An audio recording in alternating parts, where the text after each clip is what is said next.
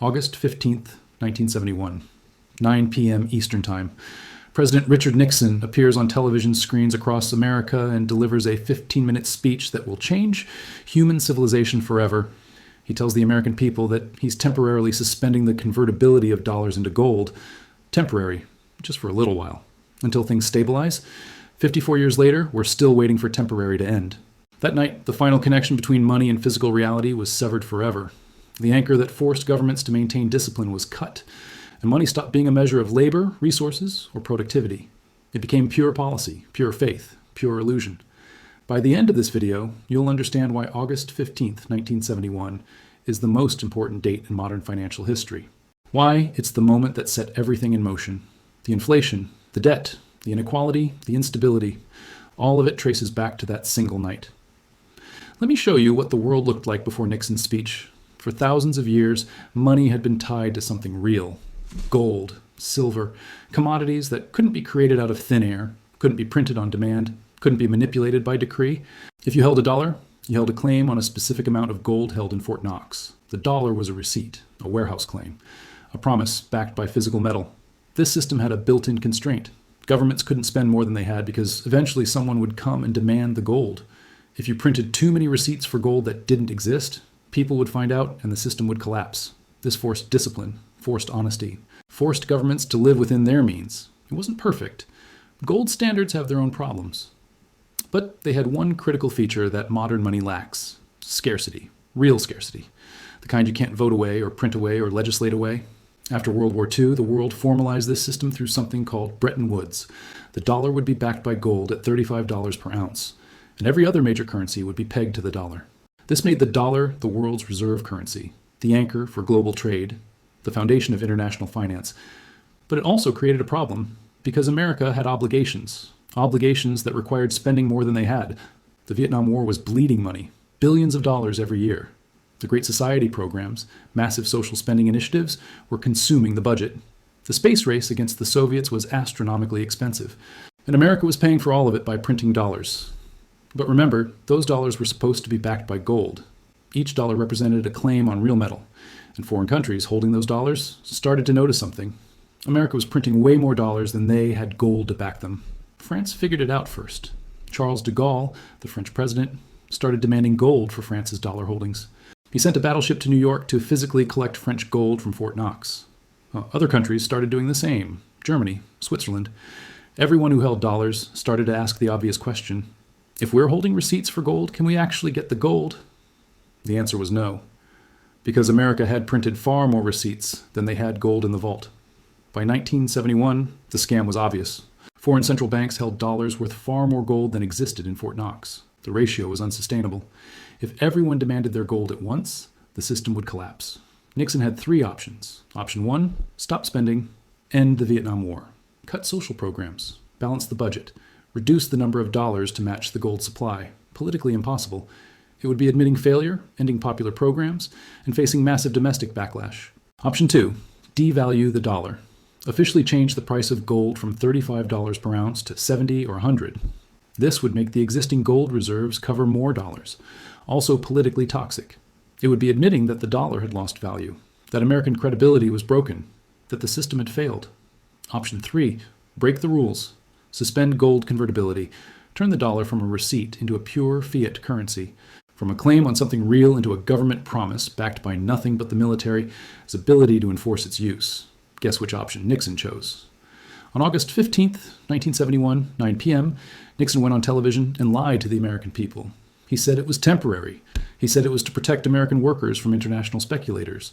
He said it would stabilize the economy. But what he really did was commit the greatest heist in human history.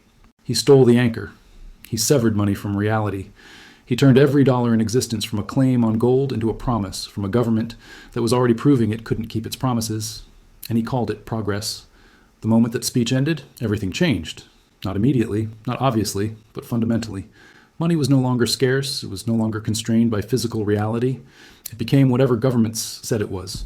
And governments said it was whatever they needed it to be to stay in power. This is the birth of the debt standard, the system where every unit of currency is born as debt, where money is created by borrowing it into existence, where the supply is limited only by the willingness to create more obligations. Before 1971, if America wanted to spend $1 billion, they needed to have $1 billion worth of productive capacity or gold reserves to back it. After 1971, if America wanted to spend $1 billion, they just needed to issue bonds and have the Federal Reserve buy those bonds with freshly created money. No limit, no constraint, no anchor. And once that door was opened, it could never be closed. Because every government that followed faced the same choice: live within your means or print your way out of problems. And printing is always easier than discipline. Look at what happened to prices after 1971. Before that date, inflation was relatively stable. There were fluctuations, sure, but over long periods, prices remained fairly constant. $1 in 1900 bought roughly the same amount as $1 in 1970. After 1971, inflation became permanent, persistent, accelerating. A house that cost $25,000 in 1970 costs $400,000 today. That's 16 times more expensive. Well, not because houses got 16 times better, because the dollar lost 94% of its purchasing power. College tuition, healthcare, food, energy. Everything measured in dollars became more expensive because the dollar itself became less valuable. This isn't natural market dynamics. This is monetary debasement. The same thing Rome did when they shaved silver off the denarius. Except instead of shaving metal off coins, we're printing digital units that represent nothing. But here's what people miss. The inflation isn't evenly distributed. It doesn't hit everyone at the same time or in the same way. This is the Cantillon Effect we've talked about before. When new money is created, the people closest to the creation point get it first while it still holds full value. Banks, corporations, government contractors, the politically connected. They receive the fresh money and use it to buy assets at yesterday's prices.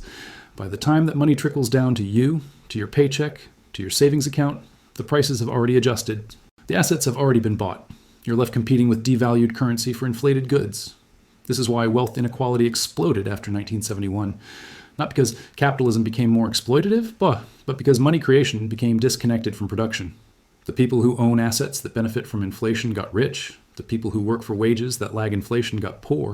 In 1971, the top 1% owned about 25% of the wealth. Today, they own over 40%. That 15% didn't transfer because of hard work or innovation. It transferred because of proximity to the money printer. But Nixon's heist didn't just affect domestic economics. It reshaped global power. Remember, the dollar was the world's reserve currency because it was backed by gold. Other countries held dollars as savings because those dollars represented a claim on real value. After 1971, the dollar was backed by nothing. So why would other countries continue to use it? This is where the second part of the heist happened. The part they don't teach you in school. In 1973, Nixon and Secretary of State Henry Kissinger made a deal with Saudi Arabia. A deal that would force the entire world to keep using dollars, even though those dollars no longer represented anything real. The deal was simple. Saudi Arabia would only sell oil in US dollars, and in exchange, America would provide military protection and support for the Saudi regime. This was the birth of the petrodollar system, and it changed everything. Because if oil, the most important commodity in the world, could only be purchased in dollars, then every country on earth needed dollars. Not because the dollar was valuable, but because you couldn't buy energy without it. This created artificial demand for dollars. It allowed America to print currency knowing that the rest of the world would have to absorb it.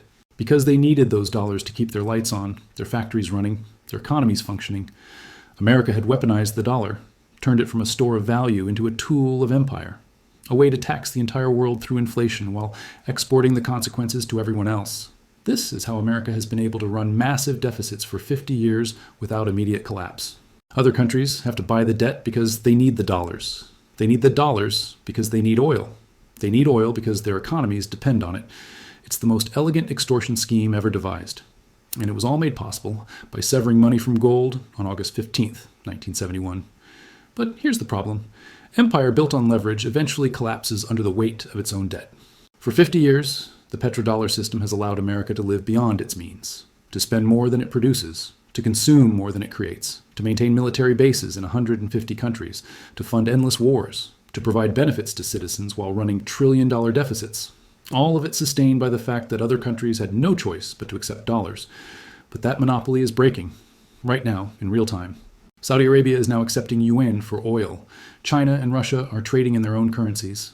The BRICS nations are building alternative payment systems. Central banks around the world are buying gold at record rates and reducing dollar reserves. They're preparing for a world after dollar dominance, a world where the artificial demand created by the petrodollar system no longer exists. And when that demand disappears, all those dollars that are currently parked overseas, All those trillions sitting in foreign reserves, they're going to come flooding back to America.